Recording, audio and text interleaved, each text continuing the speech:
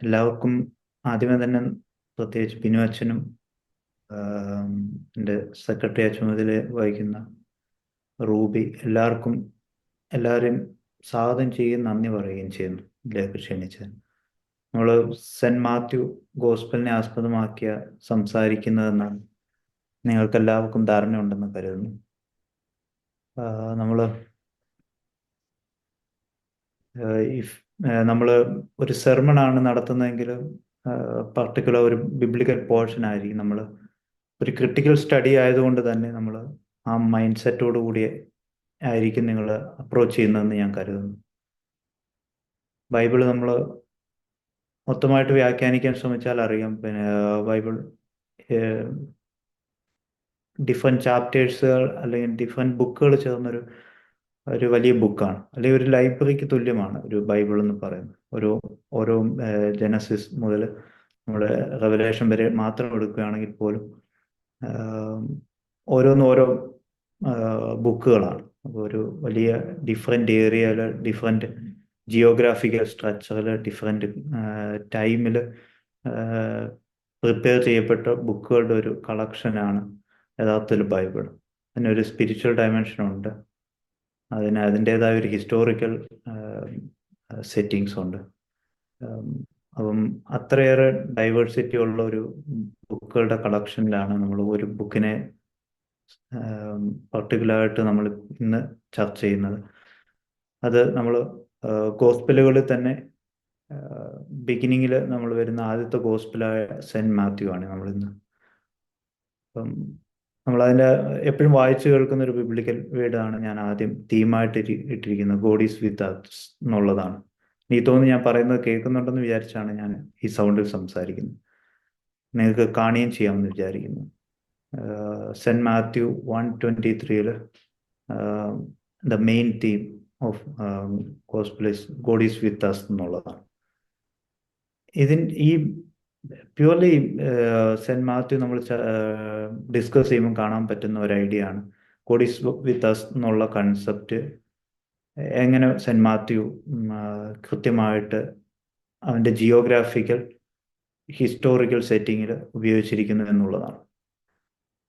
അപ്പം സെൻറ്റ് മാത്യുവിനെ സംബന്ധിച്ച് who is that God എന്നുള്ളതാണ്. ഗോഡ് ഈസ് വിത്ത് അസ് എന്നുള്ള കൺസെപ്റ്റിൽ ആരാണ് ഗോഡ് എന്നുള്ള ആ നമുക്ക് ഇടയിലുള്ള ദൈവം ആരാണെന്നുള്ള ചോദ്യത്തിന് ജീസസ് മഷിഹ എന്നുള്ള ഒരു കൺസെപ്റ്റും, അല്ലെങ്കിൽ നമ്മൾ ജീസസ് ക്രൈസ്റ്റ് നമ്മൾ ക്രിസ്ത്യൻ വേൾഡിൽ കൂടുതൽ ഉപയോഗിക്കുന്ന ഒരു വേർഡാണ്. അല്ലെങ്കിൽ നമുക്ക് നോർമലി നമ്മൾ ബിബ്ലിക്കൽ റെഫറൻസിൽ സെൻറ്റ് മാത്യു എടുക്കുമ്പോൾ നമുക്ക് കാണാം മഷിഹ ആണ് ജീസസ് എന്ന് പറയാനാണ്, യേശു എന്ന് പറയാനാണ് സെൻറ്റ് മാത്യു ട്രൈ ചെയ്യുന്നത്. ഈ മഷിഹ എന്നുള്ള വാക്കിൻ്റെ ഒരു ഗ്രീക്ക് ഫോമിൽ നിന്നാണ് നമ്മൾ ഇന്ന് ഉപയോഗിക്കുന്ന ക്രൈസ്റ്റ് എന്നുള്ള വാക്കുണ്ടായിരിക്കുന്നത്. അനോയിൻറ്റഡ് വൺ എന്നുള്ളത് നിങ്ങൾ എപ്പോഴെങ്കിലും കേട്ട് കാണുന്ന വാക്കായിരിക്കും. അഭിഷേകം ചെയ്യപ്പെട്ട ആൾ എന്നുള്ള അർത്ഥത്തിലാണ് മെസ്സിഹ എന്നുള്ള വാക്ക് ഉപയോഗിക്കുന്നത്. അതൊരു ഹീബ്രു ഒറിജിനുള്ള വാക്കാണ്. അപ്പം സെൻറ്റ് മാത്യുവിൻ്റെ ഒരു സെൻട്രൽ ഐഡിയ ആണ് ദൈവം നമ്മോട് കൂടെ, ആ ദൈവം യേശുവാണ്, അവൻ മഷിഹായാണ്. അതിനൊരു കാരണവുമുണ്ട് അങ്ങനെ സെൻറ്റ് മാത്യു ഉപയോഗിക്കുന്നത്. നമുക്ക് ഗ്രാജുവലായിട്ട് താഴ്ത്തു വരുമ്പോൾ കാണുകയും ചെയ്യും. എന്തുകൊണ്ടാണ് അവൻ നമ്മോട് കൂടെ ആയിരിക്കുന്നു എന്നുള്ള സെൻറ്റ് മാത്യുവിനൊരു പറയാനുള്ളത്, ഒരു വലിയ കമ്മ്യൂണിറ്റിയെ ഫെയ്ത്തിലേക്ക് കൊണ്ടുവരിക എന്നുള്ള ഒരു കൺസെപ്റ്റ് ഉണ്ട്. അങ്ങനെ തന്നെ അവൻ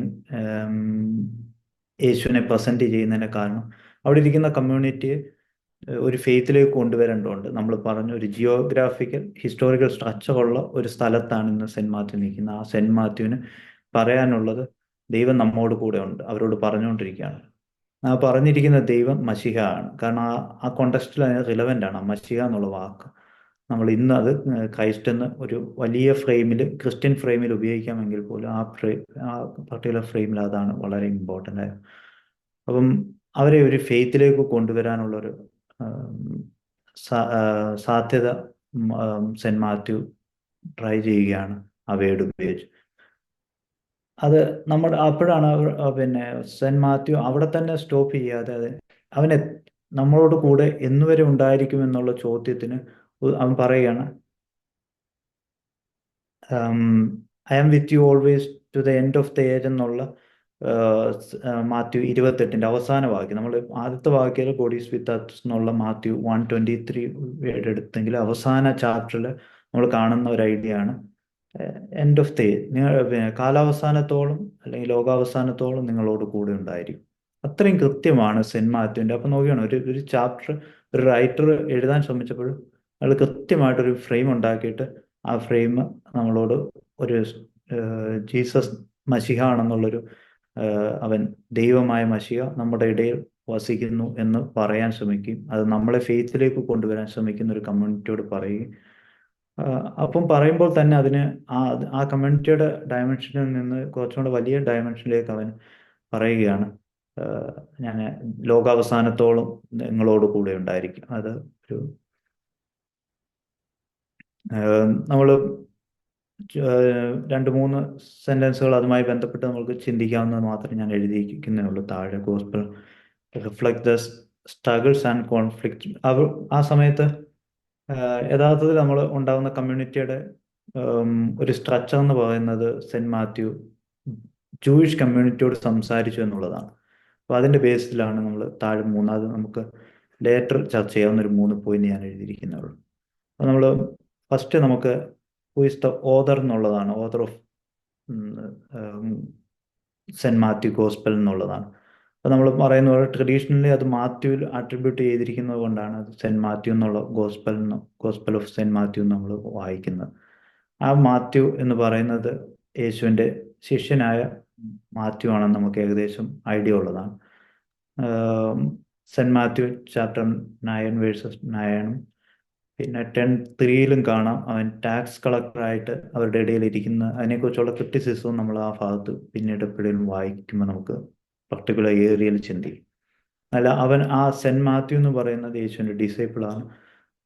അവൻ ടാക്സ് കളക്ടറായിട്ട് അവരുടെ ഇടയിലിരിക്കുമ്പോഴാണ് അവനെ വിളിച്ചുകൊണ്ട് പോകുന്നത്.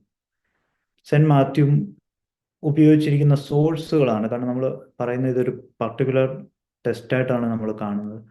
സെന്റ് മാത്യുവിനെ കുറിച്ച് പറയുന്ന saint Mathew may be use 3 sources എന്നുള്ളതാണ്.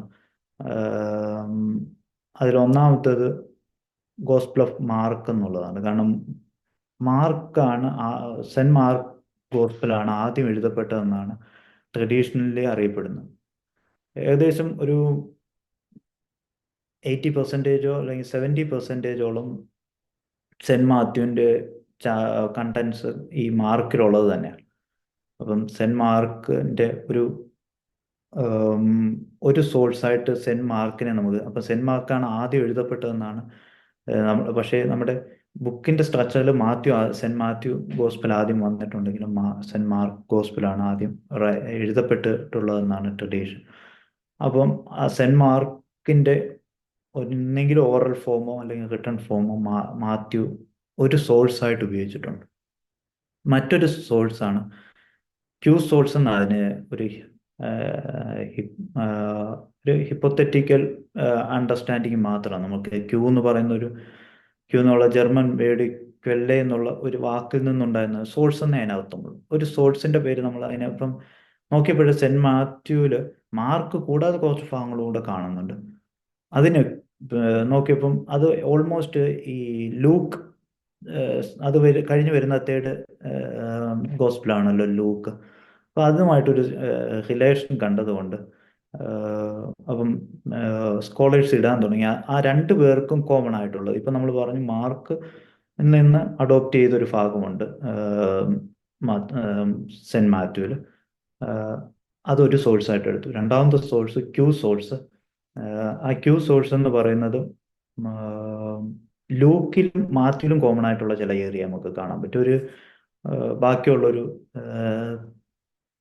20% അങ്ങനെ ചിന്തിക്കാവുന്ന ക്യൂ സോഴ്സ് ആണ്. ലൈക്ക് കൊല്ലേ വാക്കിൻ്റെ അർത്ഥം ക്യൂ എന്നുള്ള വാക്ക് ജർമ്മൻ ഫോമിൽ നിന്നുണ്ടായിരുന്നേ ഉള്ളൂ. സോഴ്സ് എന്നുള്ള വാക്കാണ് ആ കൊല്ലേ എന്ന ജർമ്മൻ ഫോം. അപ്പം ആ സോഴ്സ് ബുക്കായിട്ട് ക്യൂ ഒരു സോഴ്സായിട്ട്, പിന്നീട് ചില ഭാഗങ്ങൾ ഒരു വളരെ കുറച്ച് ഏരിയയിൽ സെന്റ് മാത്യുവിൻ്റെ ഓൺ സോഴ്സും കാണാം. മാത്യു മാത്രം റൈറ്റ് ചെയ്തിട്ടുള്ള ചില അതിന് സോഴ്സ് ഒന്ന് കൊടുത്തു എന്ന് മാത്രമേ ഉള്ളൂ. മാത്യുവിൽ നിന്ന് അതൊരു ലേറ്റർ ഐഡിയ മാത്രം, ലേറ്റർ ഐഡിയ ആയിട്ട് കൊണ്ടുവന്നതാണ്. ഈ മൂന്ന് കാര്യങ്ങൾ നമ്മൾ സെൻറ്റ് മാർക്ക്, അതുകൊണ്ട് നമുക്ക് സെൻറ്റ് മാത്യു ഈസിക്കൽ ടു എന്ന് ചോദിച്ചാൽ Mark plus Q plus M source എന്ന് എഴുതുന്ന പോലെ നമുക്ക് ചിന്തിക്കാവുന്നേ ഉള്ളൂ. അതൊന്ന് ഓർത്തിരിക്കുന്നത് നല്ലതാണ് നമ്മൾ. കാരണം സെൻറ്റ് മാർക്കിൽ നിന്ന് ചില കാര്യങ്ങൾ നമുക്ക് കാണാം വ്യത്യാസം. ലൂക്കിലും ആ വ്യത്യാസങ്ങളുണ്ട്. നമ്മൾ ലൂക്ക് ഒന്നും അല്ലല്ലോ നോക്കുന്നത്, നമ്മൾ ഇതിന് മാത്രം നമ്മളിങ്ങനെ അങ്ങനെ ഒന്ന് ചിന്തിക്കുന്നത് നല്ലതാണ്. ഈ ടൈം ഓഫ് ഹിസ്റ്റോറിക്കൽ സെറ്റിങ്സ് നോക്കിയാൽ ഏത് ടൈമിൽ വരുമെന്ന് നമ്മൾ ചിന്തിച്ചാൽ ഏകദേശം 60 to 100 സി, അല്ലെങ്കിൽ AD എന്നുള്ള ടൈമിൽ വരും. 60 to 100 സി കോമൺ എറായിൽ വരുന്ന ഒരു ഭാഗമാണ് 60 to 100. അതിന്റെ കാരണം മാർക്ക് എഴുതിയതിന് ശേഷം എഴുതി എന്നുള്ള കാരണം കൊണ്ട് ഒരു 60 എങ്കിലും മാർക്ക് എഴുതപ്പെട്ടു എന്ന് ചിന്തിക്കുന്നുണ്ട് AD 60. അപ്പം അതൊരു ഒരു എൻഡാണ്. നെക്സ്റ്റ് എൻഡിൽ നമ്മൾ ഈ ഡിഡാക്കെ എന്നൊക്കെ പറയുന്ന ഏർലി നമ്മുടെ ചർച്ച് റൈറ്റിങ്സിൽ സെൻറ്റ് മാത്യുവിനെ കോട്ട് ചെയ്തിരിക്കുന്നതാണ്. അതൊരു 110 കോട്ട് ചെയ്തിരിക്കുന്ന പുസ്തകത്തിൽ വരെ സെൻറ്റ് മാത്യു കോട്ട് ചെയ്തിട്ടുണ്ട്. അപ്പോൾ അതിനകത്തും ഈ ഇൻ ബിറ്റ്വീൻ ഒരു ടൈമിലുള്ള മാത്യു എഴുതപ്പെട്ട് കാണും 60 to 100. അപ്പം അതിൻ്റെ ഒരു കാരണം കൊണ്ടാണ് ആ ഒരു ടൈം സെറ്റിങ്സ് ഏകദേശം 60 to 100 എന്ന് ഫിക്സ് ചെയ്തിരിക്കുന്നത്. നമ്മൾ സെൻറ്റ് മാത്യുവിൻ്റെ ഒരു ബാക്ക്ഗ്രൗണ്ട് നമുക്ക് ചെക്ക് ചെയ്താൽ ഏത് ഏരിയയിൽ, ഏത് ജിയോഗ്രാഫിക്കൽ ഏകദേശം ഈ നമുക്കറിയാം റോമൻ എംപയറിന് ഒരു ക്രിസ്തുവിൻ്റെ ടൈമിൽ ഒരു ലോകത്തിൻ്റെ ഒരു 1/5 ആളുകളെ എടുത്താൽ 1/5 ഒരാൾ 1/5 ഡിവൈഡ് ചെയ്താൽ അതൊരു ഒരു ശതമാനം ഈ റോമൻ എംപയറിന്റെ കീഴിലുള്ള ഒരു കാലം ഉണ്ടായിരുന്നു. അപ്പൊ ഈ റോമൻ പലയിടവും പിടിച്ചടക്കിയതിന്റെ കൂട്ടത്തിലാണ് ഈ പറഞ്ഞ ജൂയിഷ് റോമൻ വാർ ഉണ്ടാവുന്ന ഒരു സമയം. ആ സമയത്താണ് യെരുശലേം ദേവാലയം ഏകദേശം രണ്ടാമതും താഴെ വീണത്. നമുക്കറിയാം യെരുശലേം ദേവാലയം കിങ് സോളമന്റെ കാലത്താണ് ഫസ്റ്റ് യെരുശലേം ദേവാലയം. പിന്നെ നമ്മൾ എസ്രായുടെ ഒക്കെ കാലത്ത്, അതിന് മുമ്പേ ബാബിലോൺ പ്രവാസകാലത്ത് ഇത് നഷ്ടപ്പെട്ടു പോകുന്നുണ്ട്. ഇവർക്ക് ദേവാലയവും അതെല്ലാം നശിക്കപ്പെടുന്നുണ്ട്. വീണ്ടും അത് റീബിൽഡ് ചെയ്യുന്ന ഒരു എസ്രായുടെ കാലത്തൊക്കെ നമ്മൾ വീണ്ടും ബൈബിളിൽ കാണുന്ന ഭാഗം. ആ രണ്ടാമത്തെ ഇതാണ് 70 ആകുമ്പോഴത്തേന്, ക്രിസ്തുവിന് ശേഷം 70 ആകുമ്പോഴത്തേനും താഴെ വീണു പോകുന്നു. അതൊരു ജൂയിഷ് റോമൻ വാറിന്റെ സമയത്താണ്. ആ സമയത്ത് എഴുതപ്പെട്ട ഒരു സ്ട്രക്ചറാണ് ഗോസ്പൽ മാത്യുവിന് കാണുന്നത്.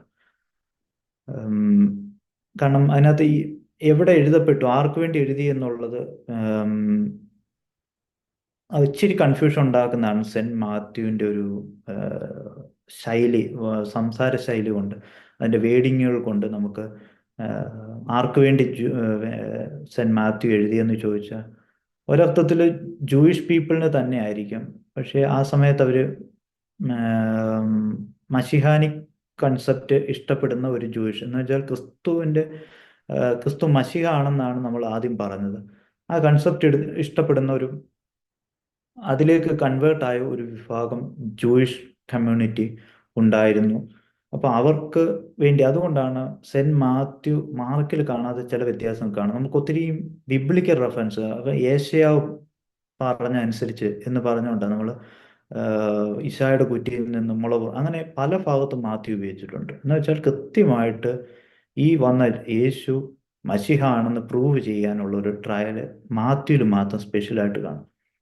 നമുക്കിത് മാർക്കിലും ലൂക്കിലും അത്രയും കാണുകയില്ല. അപ്പം അതിൻ്റെ അടിസ്ഥാനത്തിലാണ് അവൻ എഴുതിയിരുന്നത്. ജൂയിഷ് കമ്മ്യൂണിറ്റിയോട് പ്രൂവ് ചെയ്യാൻ പോവുകയാണ്. കാരണം ഔട്ട്സൈഡിനെ സംബന്ധിച്ച് അത്രയും ഒരു ക്ലാരിറ്റിയുടെ ആവശ്യമില്ല അവൻ മശിഹാണെന്ന് പറയേണ്ടത്. അവൻ ദൈവമാണെന്ന് പറഞ്ഞ് വേണമെങ്കിൽ നമുക്ക് ആ ടീച്ചിങ് അങ്ങനെ കൊണ്ടുപോകാമെന്നേ ഉള്ളൂ. പക്ഷേ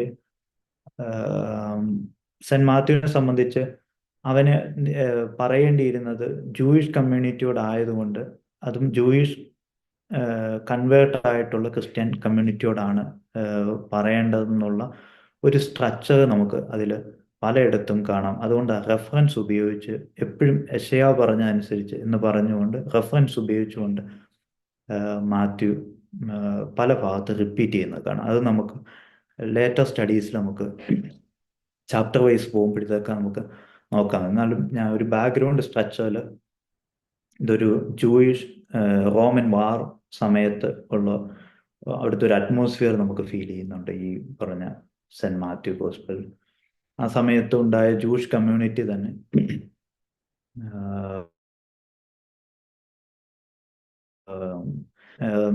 ഇൻഫ്ലുവൻസ് ഉണ്ടായ ഒരു ജൂയിഷ് കമ്മ്യൂണിറ്റി, അവർ കൺവേർട്ട് ആയൊരു അല്ലെങ്കിൽ മെസ്സിയാനിക് മൂവ്മെന്റ് നമുക്ക് കാണാവുന്ന ഒരു വിഭാഗത്തോട് പറഞ്ഞതായിട്ട് നമുക്ക് തോന്നും. മൂന്നാമതായിട്ട് ഇതിന്റെ ഒരു ഏരിയ നോക്കിയാൽ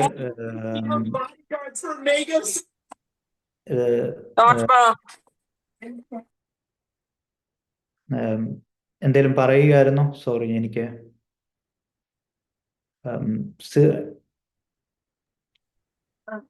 അല്ല അച്ഛാ, പ്ലീസ് കണ്ടിന്യൂ അച്ഛാ. ആര് മൈക്ക് അൺമ്യൂട്ട് ആയിപ്പോയി. സിറിയ ഏരിയയുമായിട്ട് നമുക്ക് ജിയോഗ്രാഫിക്കൽ ലൊക്കേഷൻ കാണാം. ആന്റിയോക്ക് എന്നൊക്കെ പറയുന്ന നമ്മുടെ റോമൻ സിറിയയുടെ ഏരിയയിൽ നമുക്ക് ലൊക്കേറ്റ് ചെയ്യാവുന്ന, ജിയോഗ്രാഫിക്കലി ഈ ഗോസ്പലിന്റെ ഏരിയ ലൊക്കേറ്റ് ചെയ്യാവുന്നതാണ്. അതിലുപരിയായിട്ട് നമുക്ക് ചില ഭാഗത്തൊക്കെ നമുക്ക് കാണാവുന്ന ഒന്നാണ് ഈ സെന്റ് മാത്യുവിന്റെ ഗോസ്പല് ഒത്തിരി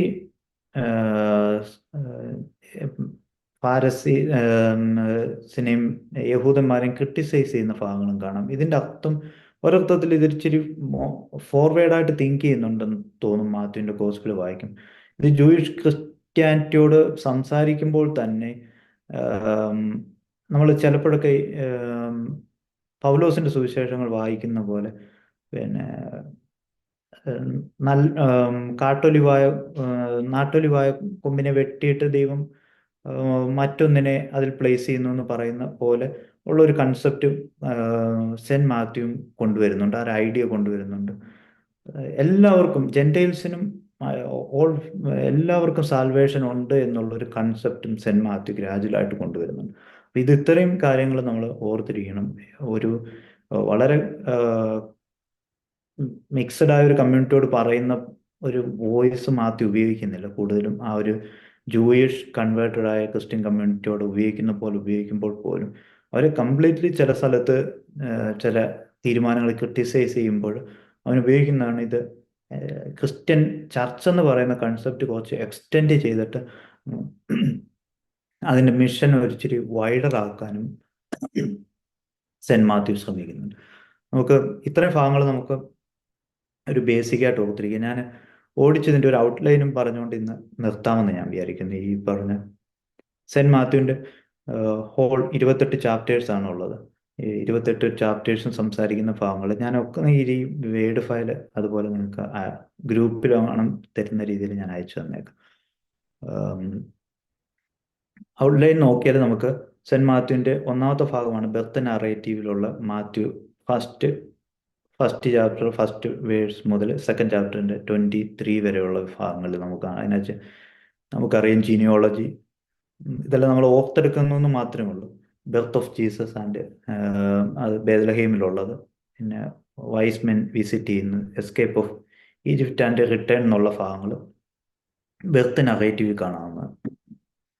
രണ്ടാമത്താണ് ജീസസിന്റെ ഗാലിലിയൻ മിനിസ്ട്രി അല്ലെങ്കിൽ പ്രിപ്പറേഷൻ ടൈം എന്ന് പറയും. ഈ മിനിസ്ട്രിയുടെ ഒരു പ്രിപ്പറേഷൻ മാത്യു 3 അപ്പോൾ 1-2 ചാപ്റ്റേഴ്സ് നമ്മൾ ബർത്ത് നറേറ്റീവ് കണ്ട് 3-4 ചാപ്റ്റേഴ്സ് കാണുന്ന 4ന്റെ ഒരു 22 വരെ കാണാവുന്ന 22 വരെ വേഴ്സ് കാണുന്നതാണ് ഈ പ്രിപ്പറേഷൻ. അതിനകത്ത് നമുക്ക് ജോൺ പ്രീച്ചിങ് ഓഫ് ജോൺ എന്ന് പറയുന്നത് ജോൺ ദ ബാപ്റ്റിസ്റ്റാണ്. പിന്നെ അതിനകത്ത് തന്നെ കാണാം ബാപ്റ്റിസം ഓഫ് ജീസസ് ക്രൈസ്റ്റ്. പിന്നെ നമുക്ക് 4th ചാപ്റ്ററിൽ കാണാവുന്നത് അവൻ്റെ മരുഭൂമിയിൽ അവനെ ടെസ്റ്റ് ചെയ്യുന്നത്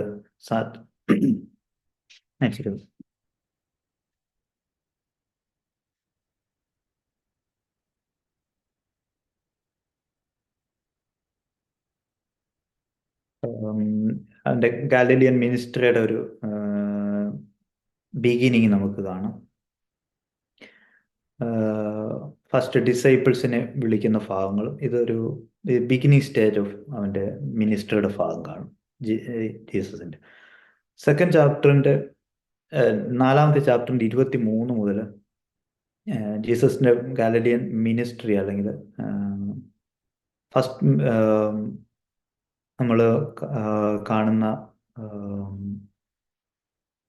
മലയിലെ സുവിശേഷം, ഫ്രെയിംസ്, അതെല്ലാം നിങ്ങൾ ടീച്ചിങ്, പ്രീച്ചിങ്, ഹീലിംഗ് ആൻഡ് അവർ അതെല്ലാം നമ്മൾ പിന്നീട് ഡിസ്കസ് ചെയ്യും.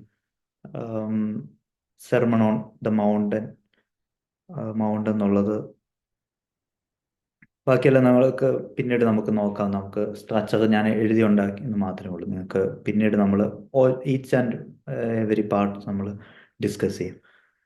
4ാമത്താണ് അത് 4ാമത്തെ ചാപ്റ്ററിൻ്റെ 23 മുതൽ 9ാമത്തെ ചാപ്റ്ററിൻ്റെ 38 വരെ ഭാഗങ്ങൾ ഫസ്റ്റ് മിനിസ്ട്രിയുടെ ഭാഗമാണ്. അവൻ്റെ ടീച്ചിങ്ങും അതിൻ്റെ കൂടെ തന്നെ ഹീലിങ്ങും അവൻ്റെ ഒരു അത് നമ്മൾ പിന്നീട് ഡിസ്കസ് ചെയ്യുന്നതാണ്. 4ാമത്തെ ഭാഗം നമ്മൾ 10ാം ചാപ്റ്റർ 10 1 to 42 കാണുന്നതാണ്. ഡിസൈപ്പിൾസ് അവൻ്റെ സെക്കൻഡ് ഡിസ്കോഴ്സ് ആരംഭിക്കുന്ന, അല്ലെങ്കിൽ പ്രീച്ചിങ്ങിൻ്റെ സെക്കൻഡ് ടൈം ആരംഭിക്കുന്നു. 5ാമത്തെ ഭാഗം നമ്മൾ മാത്യുവിൽ കാണുന്ന ഒരു ഭാഗമാണ്. ജോൺ ദ ബാപ്റ്റിസ്റ്റ് വന്നിട്ട് അവനോട് ചോദിക്കുന്നത് നീ തന്നെയാണോ ക്രിസ്തു എന്നുള്ള ഭാഗം. അപ്പം അത് നമുക്ക് അതിൻ്റെ ഇടയിൽ നമുക്ക് കാണാവുന്നൊരു ആദ്യത്തെ ഒരു പ്രീച്ചിങ് കഴിഞ്ഞിട്ട് ഒരു ഗ്യാപ്പിൽ നമുക്ക് കാണാവുന്ന ഒന്നാണ് മാത്യു 11 12:45 വരെയുള്ള. വീണ്ടും അവൻ്റെ ടീച്ചിങ് ആരംഭിക്കുകയാണ്. 6th നമുക്ക് കാണാം ടീച്ചിങ് ഇൻ പാരബിൾസ് എന്ന് ഉപയോഗിക്കുന്നത്. കിങ്ഡം ഓഫ് ഗോഡ് എന്നുള്ള, കിങ്ഡം ഓഫ് ഹെവൻ എന്നുള്ള കൺസെപ്റ്റ്, അതൊരു മാത്യുവിൻ്റെ ഒരു ഐഡിയ. നമ്മൾ നേരത്തെ പറഞ്ഞ പോലെ ഫെയ്ത്ത് ഉള്ള ഒരു കമ്മ്യൂണിറ്റിയെ ഡെവലപ്പ് ചെയ്യുകയാണ് മാത്യുവിൻ്റെ ഉദ്ദേശം എന്നുള്ളതിൻ്റെ ഒരു ഡെവലപ്പ് ആയിട്ടുള്ള 2ാമത്തെ ഫോം നമ്മൾ കാണുന്നത് 12 13 ചാപ്റ്റേഴ്സിലാണ്. ഈ 12ൻ്റെ ഒരു 46 മുതൽ നമുക്കത് കാണാം. കിങ്ഡം ഓഫ് ഗോഡ് എന്നുള്ളൊരു കൺസെപ്റ്റ് വരുന്ന ഭാഗം. നമുക്കതിനകത്ത് ചില ഉപമകൾ നമുക്ക് ഓർത്തെടുക്കാവുന്നേ ഉള്ളല്ലോ. ഈ 7ാമത്തെ ഭാഗമാണ് നമ്മൾ ministry in Galilee and gentile territory. ആ ഭാഗത്തും അതാണ് നമ്മൾ പറഞ്ഞത്. സെൻറ്റ് മാത്യു ഒരർത്ഥത്തിൽ ജൂയിഷ് കമ്മ്യൂണിറ്റിയോട് പറയുന്ന പോലെ പറയുമ്പോൾ പോലും ജെൻറ്റൈൽസിനെ, ഔട്ട്സൈഡേഴ്സിനെയും ജൂയിഷ് അല്ലാത്ത കമ്മ്യൂണിറ്റിയെയും അവൻ ഒബ്സർവ് ചെയ്യുകയോ അവരോട് പറയാനുള്ള ട്രയൽ നമുക്ക് മാത്യുവിൽ കാണാം. അപ്പം അത് നമുക്ക് കാണുന്ന ഒരു 14ാമത്തെ ചാപ്റ്ററിൻ്റെ തുടക്കം മുതൽ 15ാമത്തെ ചാപ്റ്ററിലും കാണാവുന്ന ഒരു ഭാഗമാണ്. നിങ്ങളിത് കാണുന്നുണ്ടെന്ന് വിചാരിച്ചോണ്ട് ഞാൻ ഓടിച്ച് പോകുന്നത്. നമുക്ക് 30 മിനിറ്റിനുള്ള അവസാനിപ്പിക്കണം. നമുക്ക് അടുത്ത ദിവസങ്ങൾ നമ്മൾ ഇത് ഓരോന്നും നമുക്ക് സെപ്പറേറ്റ് ആയിട്ട് ഡിസ്കസ് ചെയ്യാമെന്ന് കരുതുന്നു. അതിനകത്ത് നമ്മൾ ജോൺ ദ ബാപ്റ്റിസ്റ്റിൻ്റെ മരണം നമുക്ക് കാണാം. 5000 ഫീഡ് ചെയ്യുന്ന ഭാഗങ്ങളൊക്കെ നിങ്ങൾക്ക് ഓർത്തെടുക്കാവുന്നേ ഉള്ളൂ. നമ്മൾ ഓടിച്ചൊന്ന് മാറ്റി ഓർത്തെടുക്കാൻ പോകുന്നു എന്ന് മാത്രമേ ഉള്ളൂ. ഒരു ഒത്തിരി ഭാഗങ്ങൾ ഞാൻ സെപ്പറേറ്റ് ചെയ്തിട്ടിട്ടുണ്ടെന്നേ ഉള്ളൂ, നമ്പർ വൈസ്. നിങ്ങൾക്ക് ഈ PDF കിട്ടുമ്പോൾ നിങ്ങൾക്ക് മനസ്സിലാവും. വീണ്ടും നമ്മൾ 8ാമത് വീണ്ടും അടുത്ത മിനിസ്ട്രി വീണ്ടും കാണാവുന്നത് ഗാലിലിയിൽ തന്നെയാണ്. പീറ്റേഴ്സിൻ്റെ കൺഫെഷൻ, അത് നമുക്ക് വളരെ കൃത്യമായിട്ട് അറിയാം. സെൻറ്റ് മാത്യു ഉപയോഗിച്ചിരിക്കുന്ന 16:16 നീ തന്നെയാണ് ദൈവം എന്ന് പറയുന്ന ഒരു ഭാഗം നമ്മൾ. അപ്പോൾ അതിൻ്റെ ഇടയിൽ പിന്നെ നമ്മൾ നേരത്തെ പറഞ്ഞ ഗോഡ് ഈസ് വിത്ത് അസ് എന്നുള്ള കൺസെപ്റ്റ് വളരെ കൃത്യമായിട്ട് മാത്യു ഇടയ്ക്ക് ഫോളോ ചെയ്യുന്നില്ല. കിങ്ഡം ഓഫ് ഗോഡ് എന്നുള്ള കൺസെപ്റ്റ്. അതിനുശേഷം ഇപ്പം പീറ്റർ തന്നെ അത് അഫോം ചെയ്യുകയാണ്, നീ തന്നെയാണ് ദൈവം എന്നുള്ളത്. അപ്പം കൃത്യമായിട്ട് നോക്കുകയാണ് മാത്യുവിൻ്റെ ആ സ്ട്രക്ചർ നമുക്ക് ഓരോ ഭാഗത്തും നമുക്ക് കാണാൻ പറ്റും. അത് 16, 17 ചാപ്റ്റേഴ്സിൽ നമുക്ക് പീറ്ററിൻ്റെ ഈ കൺഫെഷനുമായി ബന്ധപ്പെട്ടും ഉള്ള ഭാഗങ്ങളൊക്കെ കാണും. വീണ്ടും ജീസസിൻ്റെ ടീച്ചിങ് 9ാമത് ഞാൻ എഴുതിയിരിക്കുന്നത്. 18ാമത്തെ ചാപ്റ്ററിൽ നമ്മൾ ഗാലലിയൻ മിനിസ്ട്രിയിൽ നിന്ന് വ്യത്യസ്തമായിട്ട് വീണ്ടും മിനിസ്ട്രി ഇൻ ജൂതയെ കാണും. അത് നമുക്ക് 19-20 ചാപ്റ്റേഴ്സിൽ നമ്മൾ കാണുന്നത്. പിന്നെ നമുക്ക് അവസാന ഭാഗങ്ങളിൽ ക്രിസ്തുവിൻ്റെ മരണവുമായി ബന്ധപ്പെട്ട് വരുന്ന ഭാഗങ്ങൾ 21 മുതലുള്ള ചാപ്റ്റർ നമുക്ക് കാണാം. അവൻ ജെറുസലേമിലേക്ക് അവൻ്റെ മരണവുമായി ബന്ധപ്പെട്ട് പോകുന്നതിന് മുമ്പേ ഉള്ള 21-ാമത്തെ ചാപ്റ്ററിൽ നമുക്ക് 23 വരെയുള്ള അവൻ്റെ സംസാരങ്ങൾ കേൾക്കാവുന്നേ ഉള്ളൂ.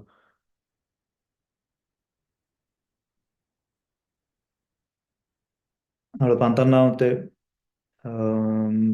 നമ്മൾ ചിലപ്പോഴെങ്കിലും ചർച്ചുമായിട്ട് ബന്ധപ്പെട്ട് നമ്മൾ കേൾക്കുന്ന എൻഡ് ഓഫ് ദ ഏജ് എന്നുള്ള കൺസെപ്റ്റ്, അപ്പം അതും മാത്യു ഡിസ്കസ് ചെയ്യുന്നുണ്ട്. കാരണം നമുക്കറിയാം 28 പറയുന്ന ഭാഗമാണ് ലോക അവസാനത്തോളം നിങ്ങളോട് കൂടെ ഉണ്ട്. ആ സെൻറ്റൻസ് അത് ഉപയോഗിക്കുന്നത്, അല്ലാതെ മരണത്തോളം എന്നുള്ളതിനേക്കാൾ ലോക അവസാനത്തോളം. അതൊരു ആ കൺസെപ്റ്റ് നമ്മുടെ ചർച്ചിലും പിന്നീട് സെൻറ്റ് മാത്യുവുമായി ബന്ധപ്പെട്ട് ഡെവലപ്പ് ചെയ്തു വരുന്നുണ്ട്. പിന്നെ പാഷൻ ഓഫ് ദ ക്രൈസ്റ്റും പിന്നെ റിസർഷൻ ആൻഡ് ഗ്രേറ്റ് കമ്മീഷനുകൾ, അത് നമ്മൾ ആദ്യത്തെ വാക്യത്തിൽ തന്നെ കണ്ടതാണ്. അവർ എല്ലാവരെയും അവരുടെ മേൽ ഊതിയിട്ട് അവരെ കമ്മീഷൻ ചെയ്ത് മിഷന് വേണ്ടി അയക്കുന്ന ഭാഗം. അപ്പോൾ സെൻറ്റ് മാത്യുവിൻ്റെ ഗോസ്പലിൻ്റെ ഒരു സ്ട്രക്ചർ ഞാൻ ഓടിച്ച് നിങ്ങളോട് പറഞ്ഞു എന്ന് മാത്രമേ ഉള്ളൂ. എനിക്ക് അറിയില്ല എത്രയും ഒരു 6 ക്ലാസ് 7 ക്ലാസ് വേണ്ട വരും. നമ്മളിപ്പം 14 ഏരിയ ആയിട്ടാണല്ലോ നമ്മൾ ചിന്തിച്ചത്. ചില ദിവസങ്ങൾ നമുക്ക് ചെറിയ ഏരിയകളാണെങ്കിൽ നമുക്ക് 2-3 സെക്ഷനായ ഉള്ള ഏരിയകൾ നമുക്ക് ഒറ്റ സെക്ഷൻ എടുക്കും. വളരെ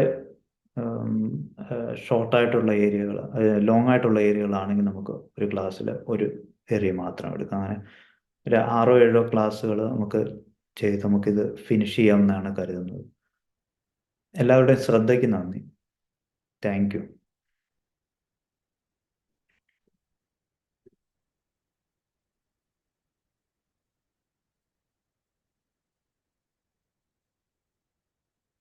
എനിക്ക് പ്രാർത്ഥിച്ച് അവസാനിപ്പിക്കാമോ? താങ്ക് യു അച്ഛാ. താങ്ക് യു എല്ലാവർക്കും. നെക്സ്റ്റ് ക്ലാസ് എന്നാന്ന് നിങ്ങൾക്ക് ഇൻഫർമേഷൻ ലഭിക്കുമല്ലോ, അതിനനുസരിച്ച് നമ്മുടെ കർത്താവിൽ പ്രിയ സഹോദരിമാരെ, ഇന്നത്തെ മധ്യസ്ഥ പ്രാർത്ഥനയും വേദപഠനവും വളരെ അനുഗ്രഹീതമായി നിർവഹിക്കുകയും സുവിശേഷങ്ങളുടെ പ്രാധാന്യവും വ്യത്യസ്തതയും നമുക്ക് വിശദീകരിച്ചു തരികയും ചെയ്ത ബിദീഷ് അച്ഛനോടുള്ള സ്നേഹവും കൃതജ്ഞതയും MMBS എക്സിക്യൂട്ടീവ് കമ്മിറ്റിയുടെ പേരിലും നമ്മുടെ എല്ലാവരുടെയും പേരിൽ ഞാൻ അർപ്പിച്ചുകൊള്ളുന്നു. താങ്ക് യു അച്ഛാ.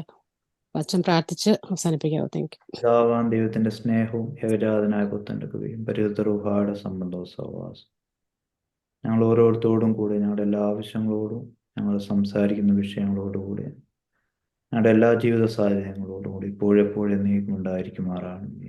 ആമേൻ.